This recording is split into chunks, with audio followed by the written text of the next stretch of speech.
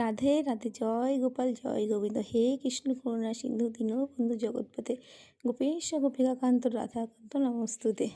তো দেখো, জন্মাষ্টমীতে আমরা গোপাল সোনাদের কি সুন্দর করে সাজিয়েছিলাম। এবার আমার ইচ্ছা ছিল গোপালকে আমি নিজের হাতে অঙ্গরাগ করব।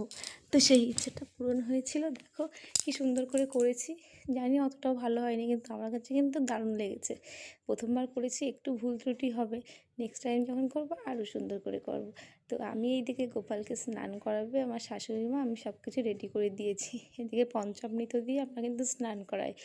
আর এখানে আমি এবার করে নিয়েছি ফলের রস, দই, বেদানার রস আর লেবুর রস আর গঙ্গা জল, আর পঞ্চামৃত তো আছেই। আর এইদিকে আমরা বাজার থেকে গোপালের জন্যে জামা কিনে নিয়ে এসেছিলাম হলুদ কালারের। হলুদ রঙ নাকি গোপালের খুব প্রিয় রঙ, তো সেই কারণে গোপালের জন্য হলুদ জামাই নিয়ে আসা হয়। তো কি সুন্দর করে ওদেরকে বসিয়েছি, সাজিয়েছি থালার পরে, যে ওদেরকে স্নান করাবে তাই। তো শাশুড়ি মা বললো যে আমি স্নান করিয়ে দিই আর তুমি ওকে গুছিয়ে দিও। তো এদিকে কিন্তু আমরা ভোগ অনেকটাই রেডি করে রেখেছি। আমরা এবার গোপালকে কিন্তু আমরা ভোগ দিই। আমরা তোমাদের চালের জিনিস কিছুই দিই না জন্মাষ্টমীতে। নন্দ উৎসবের দিনকে আমরা পায়েস, খিচুড়ি, বিভিন্ন রকম খাবার করে দিই গোপালকে।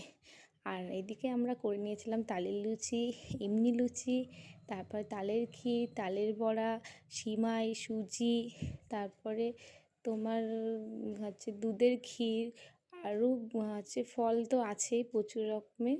আর এইদিকে আমাদের স্নান করানি প্রায় হয়ে গেল গোপালদের। তোমাদের সাথে কথা বলতে বলতে আমার গোপালের স্নানও হয়ে গেছে। তো জন্মাষ্টমীতে সব ঘরেই কিন্তু এখন প্রায় গোপাল পুজো হয়। আর প্রত্যেকটা ঘরে আমাদের এখানে প্রত্যেকটা ঘরেই গোপাল আছে। আর প্রত্যেকটা ঘরেই গোপাল পুজো, যেমন লক্ষ্মী পুজো হয় প্রত্যেকটা ঘরে ঘরে, আর গোপালও ঠিক তেমন প্রত্যেকজনের ঘরে গোপাল একটা করে থাকবে।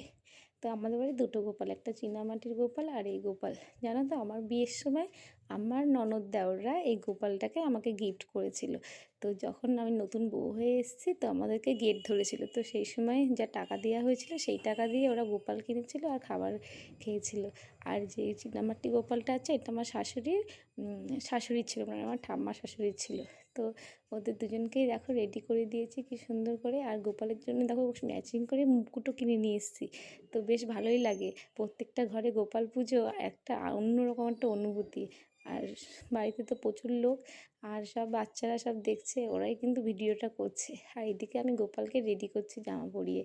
তো দেখো, আর তুলসী গাছটা কী সুন্দর ঝাঁপিয়ে উঠেছে। শুনেছেন নাকি, যেই বাড়িতে তুলসী গাছ ঝাঁপিয়ে ওঠে সেই বাড়ি সুখ সমৃদ্ধি ভরে ওঠে। এটা কিন্তু বড়দের কথা, আমার কথা না, আমি এটা শুনেছি। তোমরা কি জানো? রাধে রাধে। কেমন লাগলো অবশ্যই জানিও।